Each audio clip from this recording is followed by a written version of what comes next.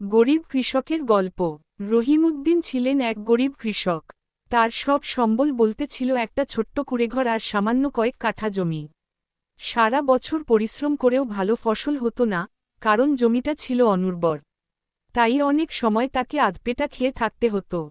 তার স্ত্রী আয়শা আর একমাত্র ছেলে জামালকে নিয়ে কোনো রকমে দিন চলত। কিন্তু এক বছর প্রচণ্ড খরায় ফসল একেবারেই নষ্ট হয়ে গেল। ধার দেনা করে চলতে হল। গ্রামের মহাজনের কাছ থেকে চড়া সুদে টাকা ধার নিয়েছিলেন, কিন্তু শোধ করার সামর্থ্য ছিল না।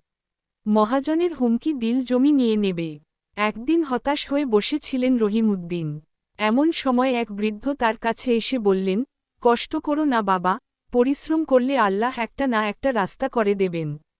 এই কথাগুলো তার মনে শক্তি জোগাল। তিনি ঠিক করলেন, শুধু ধান চাষে নির্ভর না করে কিছু শাকসবজি ও ফলের চাষ করবেন।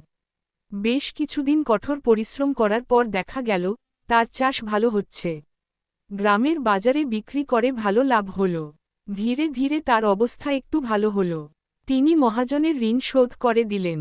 বছর দুয়েক পর তার জমি আরও উর্বর হল, ব্যবসাও ভালো চলল। আজ রহিমউদ্দিন আর গরিব নন। তার জমিতে অনেক রকম ফসল হয়, তার ছেলে জামাল স্কুলে যায়। গ্রামের লোকেরা তাকে দেখে অনুপ্রেরণা পায়। তিনি শিখলেন, পরিশ্রম আর ধৈর্য থাকলে দারিদ্র্য জয় করা সম্ভব।